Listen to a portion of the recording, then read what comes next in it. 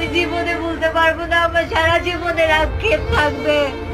আমি আমার শাশুড়ির হাতে পায়েও ধরে বলেছিলাম যে আমার একটু সংসারটা করতে দেন, আমার শাশুড়ি আমাকে সংসার করতে দেয়নি।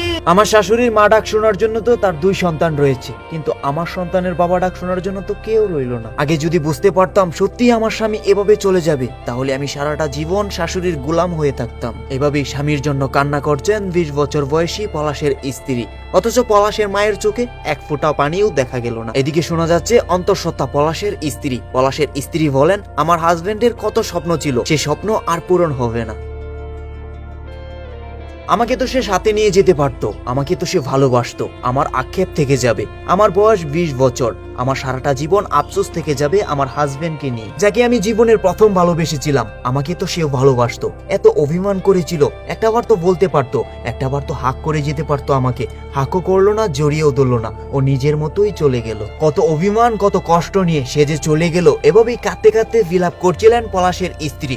অল্প বয়সে নিজের স্বামীকে হারিয়ে পাগল প্রায় মেয়েটা, তার উপর আবার শোনা যাচ্ছে সে নাকি প্রেগনেন্ট। এই খবর সে নিজেই জানিয়েছে। শুধু তাই নয়, সে বলছে আগে যদি বুঝতে পারতাম সত্যি আমার স্বামী এভাবে চলে যাবে, তাহলে আমি সারাটা জীবন শাশুড়ির গোলাম হয়ে থাকতাম। আমার শাশুড়ির তো মা ডাক শোনার জন্য 2 সন্তান রয়েছে, কিন্তু আমার সন্তানের বাবা ডাক শোনার জন্য তো কেউ রইলো না। এখন তো আমি আমার সন্তানের জন্য আমার স্বামীর কাছে যেতে পারছি না। আমার স্বামী আমাকে অনেক ভালোবাসতো, নিজের হাতে খাইয়ে দিত। এভাবে কেন সে চলে গেল? সে তার সন্তানকে দেখে গেল না কেন? কেন সে দেখে না গিয়ে অভিমান করে নিজেই একা চলে গেল?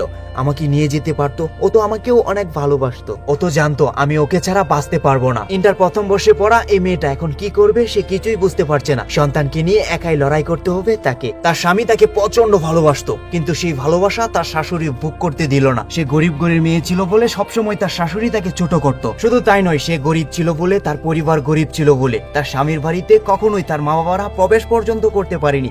এতটা অবহেলায় কাটিয়েছে দিন সে। তিনি বলেন, আমি আমার শাশুড়ি হাতে পায়ে ধরেছিলাম যে আমাকে একটু সংসারটা করতে দেন। কাঁদতে কাঁদতে আরো বলেন, আমার স্বামী এসে আমাকে জড়িয়ে ধরলো না, একটু হাগও করলো না। পলাশার স্ত্রী এবং তার সন্তানের কি হবে? তাদের এখন একটাই, সংগ্রাম করে বেঁচে থাকতে হবে।